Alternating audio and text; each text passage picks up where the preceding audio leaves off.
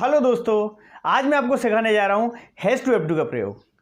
देखिए, जब किसी भी वाक्य में हमें फोर्स लगता है, यानी हमको ज़बरदस्ती कोई काम कराया जाता है, हमारी इच्छा है करने की या नहीं है करने की, फिर भी हमें करना है, तो हम उसमें हैज़ टू हैव टू का प्रयोग करते हैं। जैसे कि मुझे घर जाना है, यानी मेरा मन है या नहीं है इससे कोई मतलब नहीं, लेकिन जाना है तो फोर्स हो रहा है। तो जहां पर कोई भी फोर्स काम करता है हमें हैज़ टू हैव टू का प्रयोग करना पड़ता है। देखिए, जब वाक्य प्रेजेंट होता है तो हम हैज़ टू हैव टू का प्रयोग करते हैं। पहचान क्या होती है इसकी? पढ़ता है या फिर करना है, खाना है, जाना है, ये सभी इसके पहचान में आते हैं। फॉर्मूला क्या होता है? सबसे पहले हम सब्जेक्ट का यूज़ करते हैं, उसके बाद हैज़ टू हैव टू। देखिए, एक वचन कर्ता के साथ हम हैज़ टू का प्रयोग करते हैं और बहुवचन कर्ता के साथ हैव टू का प्रयोग करते हैं। उसके बाद वर्ब की फर्स्ट फॉर्म और ऑब्जेक्ट। हमारी इंग्लिश का एक नियम है कि हम हमेशा टू के बाद वर्ब की फर्स्ट फॉर्म यूज़ करते हैं। तो बिना सोचे ये चीज़ ध्यान में रखनी है कि हैज़ टू हैव टू आने पर उसके बाद वर्ब की हमेशा फर्स्ट फॉर्म आएगी। इसमें चलिए देखते हैं हम इसके एक एग्जाम्पल के साथ। जैसे मुझे पतंग उड़ानी पड़ती है। देखिए, इस वाक्य को यहाँ चाहे मेरी इच्छा है या नहीं है, मुझे फोर्सली ये काम करना पड़ रहा है कि मुझे पतंग उड़ानी पड़ती है। तो देखिए, इसको बनाएंगे कैसे? मुझे के लिए लिया अपन ने सब्जेक्ट है तो आई लिया, इसके बाद हैज़ टू हैव टू। देखिए, आई हमेशा प्लूरल होता है तो हम हैज़ टू यूज़ नहीं करेंगे, हैव टू यूज़ करेंगे। आई हैव टू, वर्ब की फर्स्ट फॉर्म पतंग उड़ाना यानी फ्लाई, ऑब्जेक्ट अपना kite, I have to fly kite.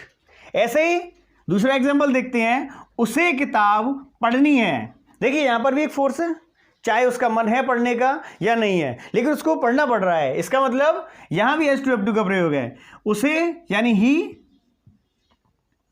एक वचन होता है तो हम हैज़ टू का प्रयोग करेंगे। ही हैज़ टू किताब पढ़ना, वर्ब आ रही है अपनी पढ़ना, read. I have to, he has to read book.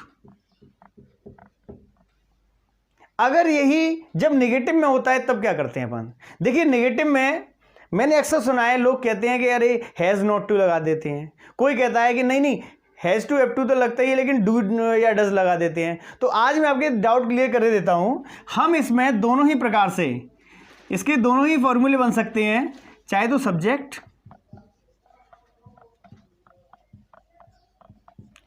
इसके बाद हैज़ नॉट टू या फिर हैव नॉट टू, जो भी आपका सब्जेक्ट मांगे वो, इसके बाद वर्ब की फर्स्ट फॉर्म और ऑब्जेक्ट ये लगा सकते हैं।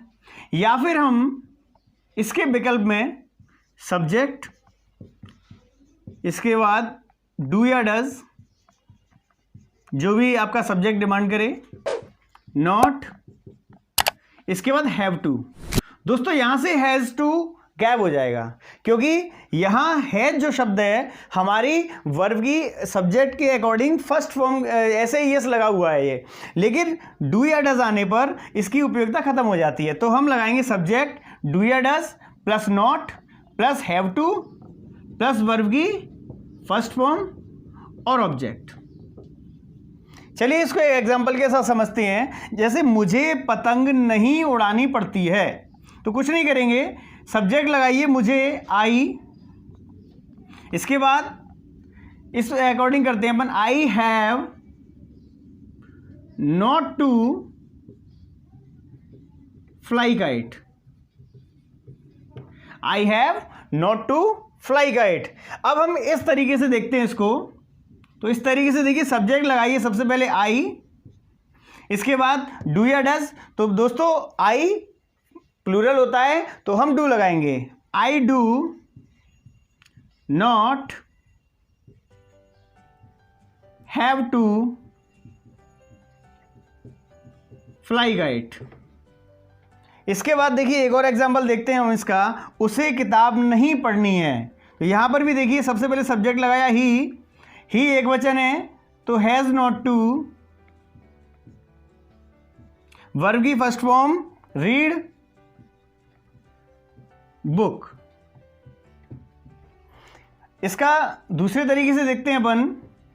तो देखिए, सबसे पहले सब्जेक्ट लगाइए ही आपका एक वचन है तो डज लगाएंगे, he does not have to, क्योंकि हैज़ टू हमारा चला जाता है यहाँ, he does not have to, और बुक के लिए और पढ़ने के लिए रीड बुक। फ्रेंड्स क्लियर है? देखिए ये तो था अपना प्रेजेंट का, लेकिन जब पास्ट में होता है तो क्या करते हैं, हमें रटना नहीं है, यहां से हमें सिर्फ समझ के ही काम करना है। तो इसीलिए देखिए हम इसमें कुछ बदलाव करेंगे, थोड़े थोड़े से बदलाव करेंगे। आप देखिए क्या बदलाव हो रहे हैं, उन बदलाव का क्या असर पड़ता है वो देखते हैं अपन। देखिए कुछ नहीं करना है, जहां हमारा प्रेजेंट वाक्य है अब हमारा वाक्य हो गया पास्ट। फ्रेंड्स ये वाक्य हमारा पास्ट हो गया। वाक्य के पास्ट होने पर हमारा जो हैज टू हैव टू का यूज है वो हट के सिर्फ हैड टू का यूज हो जाएगा, क्योंकि हैज हैव की सेकंड फॉर्म हैड होती है। अब फर्क कैसे पड़ेगा, पता कैसे चलेगा कि ये पास्ट है, तो जहां हमारी पहचान में शब्द में है आ रहा है, देखिए जो मैंने पहले अंडरलाइन कर रखा है आपके लिए, वो है हटके था हो जाएगा, जैसे पढ़ता था या फिर करना था, तो ये पास्ट हो गया।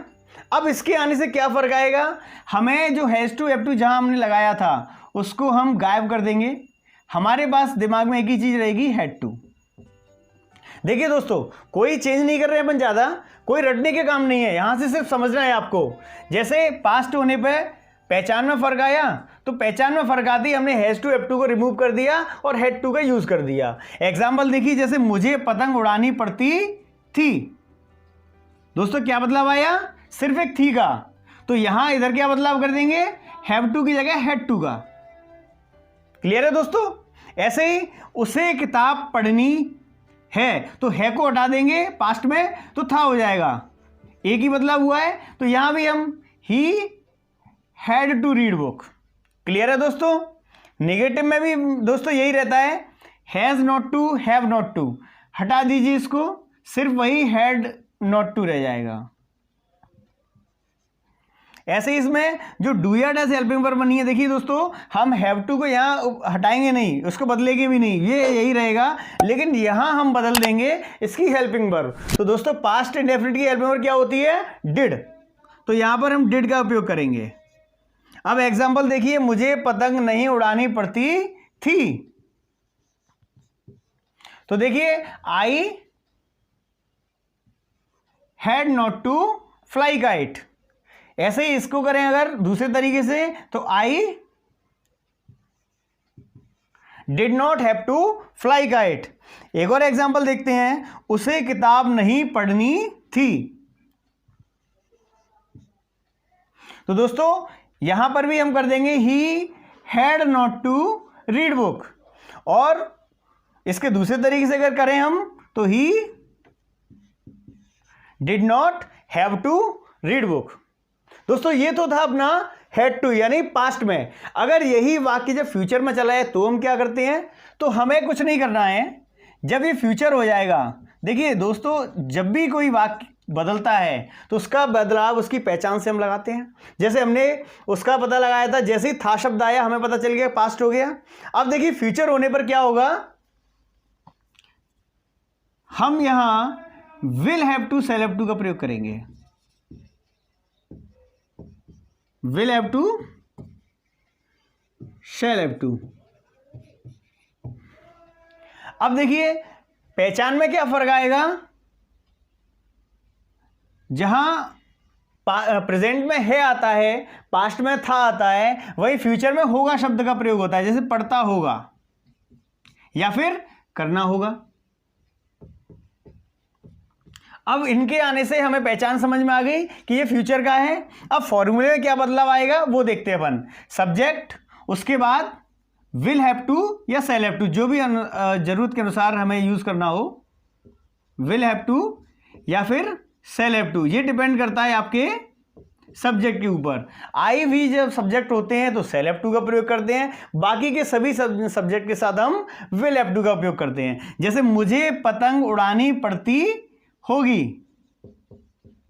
तो यहां मुझे शब्द है, आई है, तो आई के साथ हम विल हैव टू यूज नहीं कर सकते, हम यूज करेंगे शैल हैव टू। तो I shall have to fly kite. ऐसे ही उसे किताब पढ़नी होगी, दोस्तों हम रटा नहीं रहे हैं आपको, हम सिर्फ एक तरीका समझा रहे हैं, छोटा सा तरीका कि कहाँ वाक्य बदलने पर क्या बदलाव आता है और वही आपके सेंटेंस को सही करके जाता है। उसे किताब पढ़नी होगी। तो यहां भी देखिए ही हैड टू को हटाया हमने और ही के अकॉर्डिंग सेल तो आएगा नहीं, विल आएगा। He will have to read book. दोस्तों नेगेटिव जब वाक्य होता है तो हम क्या करते हैं, नेगेटिव वाक्य आने पर हम यहां subject plus will not have to या फिर शैल नॉट हैव टू का प्रयोग करते हैं। फ्रेंड्स इसमें ये दूसरा तरीका नहीं लगेगा क्योंकि प्रेजेंट इंडेफिनिट और पास्ट इंडेफिनिट दो ऐसे वाक्य हैं जिनके अफर्मेटिव में हम हेल्पिंग वर्ब नहीं लगाते। बाकी के सभी वाक्य ऐसे होते हैं जिनमें हम हेल्पिंग वर्ब लगाते हैं, इसीलिए हमारे लिए इसमें एक दूसरा नियम भी था, लेकिन यहां हमें इसकी कोई आवश्यकता नहीं है क्योंकि इसके लिए एक ही नियम होता है। एग्जाम्पल देखते हैं, मुझे पतंग नहीं उड़ानी पड़ती होगी। जैसे ही हमारे वाक्य में होगी शब्द आया हमें पता चल जाएगा ये फ्यूचर है, और फ्यूचर आने पर हम will have to shall have to का प्रयोग कर देंगे। जैसे I had not to fly kite है तो हम हैड नॉट टू को हटा के हम यहाँ विल हैव टू या सेल हैव टू में से एक लगाएंगे। क्योंकि आई अपना एक ऐसा वर्ब है, सब्जेक्ट है जिसके साथ हम सेल हैव टू लगाएंगे, तो I shall have to fly kite. इसका दूसरा तरीका नहीं बनेगा क्योंकि इसमें एक ही तरीका है, वो ये है। और अगला वाक्य है, उसे किताब नहीं पढ़नी थी होगी। देखिए यहाँ पर भी होगी कर दिया, और होगी करते ही हमारा वाक्य ये हमें बता देगा कि ये फ्यूचर का है, और फ्यूचर का होने पर हम will have to shall have to का प्रयोग करेंगे। तो यहाँ ही के साथ विल हैव टू का प्रयोग होता है, आप जानते हैं दोस्तों। तो he will not have to